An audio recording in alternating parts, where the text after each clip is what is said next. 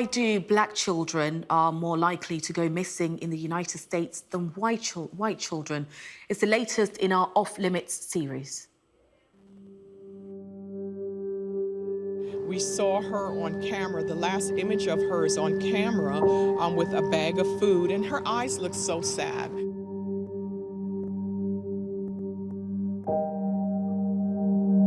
I kept asking myself, why her?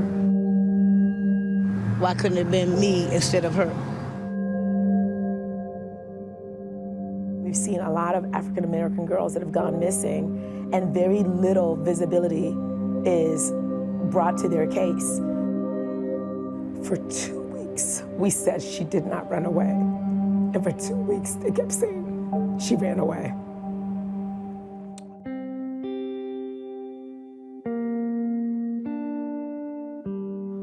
On January 12th, 2018, my 16-year-old niece, Jolie Musa, went missing.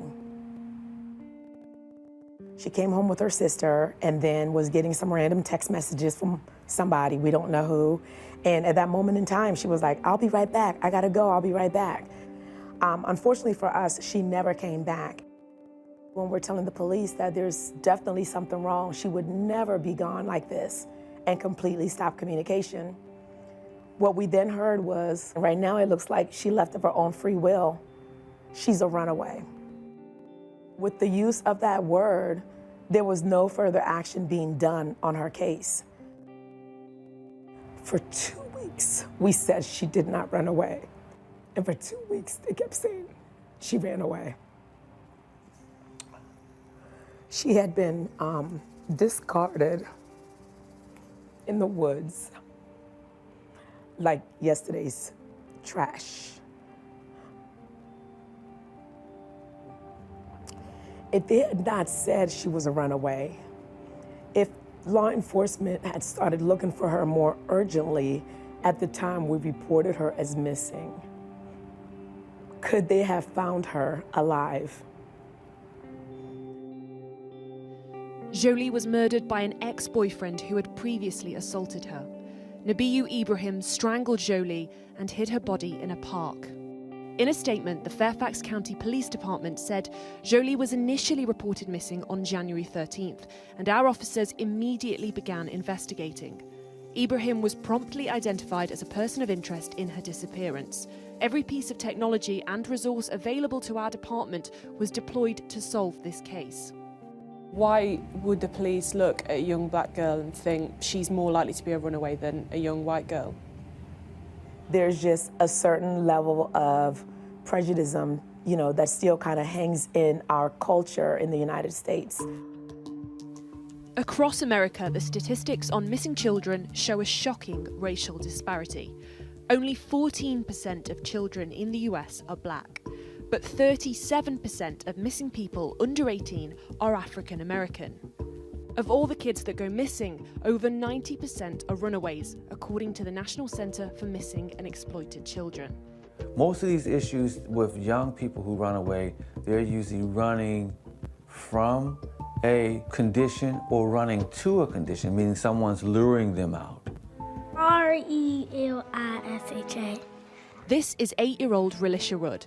That's good. I can hear him laughing. She was interviewed by a homeless charity in February 2014. Shelter give us some place to stay. She's talking about the shelter where she lived in Washington, D.C. Say it louder. The shelter give us some place to stay. 4 weeks later, she went missing. You on the screen. This is Relisha and the shelter's caretaker, Khalil Tatum, walking into a motel room. Relisha hasn't been seen since. You have a flyer, sir? Yes, ma'am. Okay. So please keep an eye out for Relisha. Okay. Thank you. I kept asking myself, why her? Why couldn't it have been somebody else? Why couldn't it be me instead of her? Thank you. Okay. Yeah, have a blessing. Relisha didn't like staying in the shelter, did she? Relisha called it the trap house. What did she mean by that? When they say the trap house, because either drugs is being sold around or near. It was horrible. Rats, stink, lice, filth, nasty. It was just so much going on in terms of the quality of care and resources, food. The food there was horrible. I heard Relisha Rudd didn't want to eat there sometimes. She would want to go with somebody else just to really get something good to eat. Over at DC General, you've seen a lot of things that a child should not see. They was exposed to a lot of things. Khalil Tatum killed himself a month after this footage was shot, and the police still don't know what happened to Relisha. Her family cling to the hope that someone will come forward with information about their little girl. And her community worries about the many vulnerable children like Relisha. Sadly, a number of children that are part of the lower economic standings in our community, they aren't taken as seriously. What we're noticing is there are a number of homeless children and children in foster care that are being victims of sex trafficking. And sex trafficking of our children is taking place around the country, like Atlanta, Chicago, Baltimore. And overwhelmingly African-American victims. Absolutely, there's a disproportionate number of African-American girls and boys who are victims of sex trafficking. So I was 14, and I had this boyfriend who was 28 years old. My parents, on my 14th birthday, wouldn't let me stay out past 9 p.m. And so I called him, and he said, pick you up in 15 minutes, don't take anything. So I think that's the number one thing when we call kids missing.